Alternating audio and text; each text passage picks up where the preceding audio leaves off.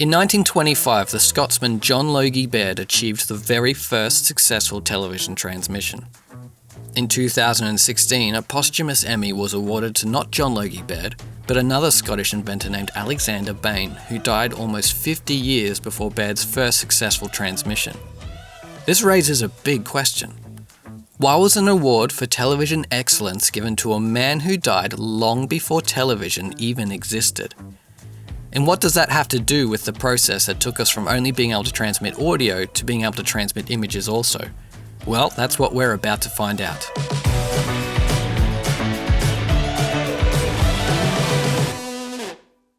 Like so many of these processes, the development of all the steps that led to television was scattered all over the world, with often parallel, similar inventions happening separately. So for the sake of clarity and length, we're going to try and focus down to a few key figures, starting with our Emmy Award-winning Scottish friend Alexander Bain. In 1843, Bain was 33 years old and had already achieved, or was in the process of achieving, significant inventions in the development of electric clocks, synchronizing them using telegraph wires. And he had made major advancements in the speed of telegraph message sending through the use of his chemical telegraph. But when it comes to television, his key breakthrough was his experimental fax machine. So what does a fax machine have to do with television? Well, up to this point in history, we were still in the very infancy of even figuring out how to send electric signals, and we were still 23 years away from the breakthrough of how to send audio. But somehow, Bain was already a whole step ahead, thinking about how to send images electronically, which was the primary idea that led us to television. He was already tackling the key problem of how to convert an image into an electric signal that can be sent over distance. His solution built on his experience with electric clocks, and it involved using two synchronized pendulums, much like used on a clock. On each pendulum was a stylus, and the transmitting pendulum would swing back and forward in front of a flat sheet that would either contain an image or text in the form of metal shapes raised above a flat insulating material surface. As the pendulum would swing back and forward, the stylus would briefly receive a flow of current as it passed the raised metallic tops of the image or text, and would receive no current in the parts with only insulating material. This transmitting pendulum would be slowly raised as it swung, therefore scanning the whole image. The receiver would contain a matching pendulum, and its swing synchronized with the first. This one would slowly rise also as it swung back and forward, with the stylus outputting a burst of current at the same positions as the transmitting stylus received them. This current would hit a special chemically treated paper that would reproduce the image line by line. If you consider the various complications associated with this idea, especially in regards to keeping the two pendulums in sync, you'll know that this was neither a very effective or very accurate solution. But it did work, and it was absolutely critical in terms of its importance.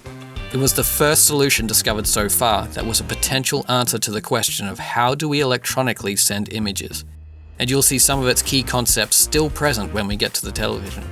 And it was this breakthrough that was recognised 173 years later with an Emmy Award, when it was understood just how critical this rudimentary fax machine was in the process that led to television. The next important step was, in the tradition of so many great discoveries, a complete accident. In 1872, an English electrical engineer named Willoughby Smith was investigating materials to be used in the transatlantic telegraph cable. He had some wires made from the rare element selenium, and he noticed that they were varying in their electric conductivity. Upon further investigation, he noticed that this was due to sunlight. Their conductivity increased with sunlight upon them and decreased without. Why does this matter?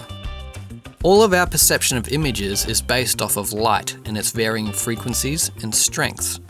Without light, we can't see anything, and with everything we do see, what we're actually seeing is the reflected light.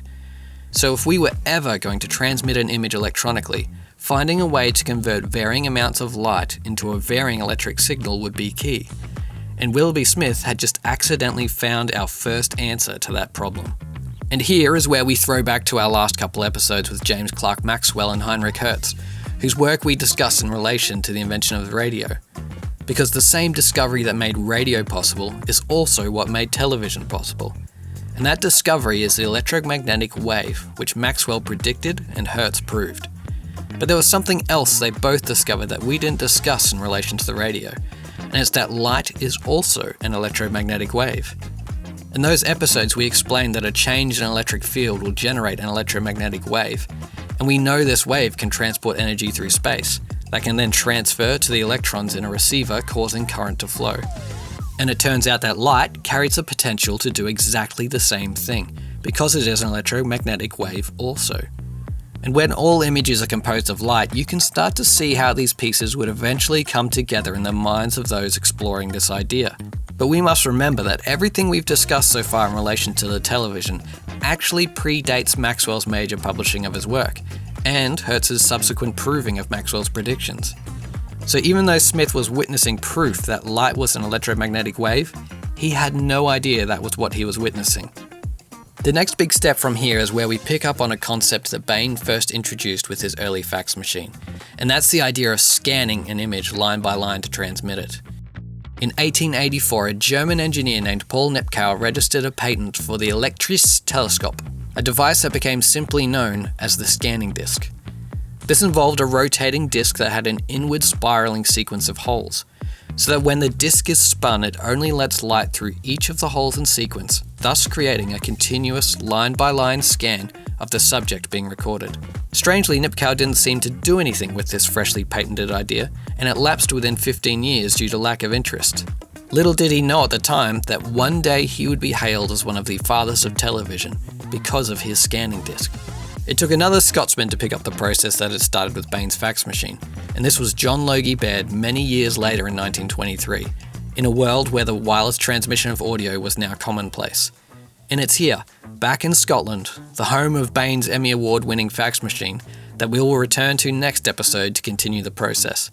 We will discuss how Baird and others began to make the breakthroughs that brought us the device that has dominated so much of mankind's lives since, the television.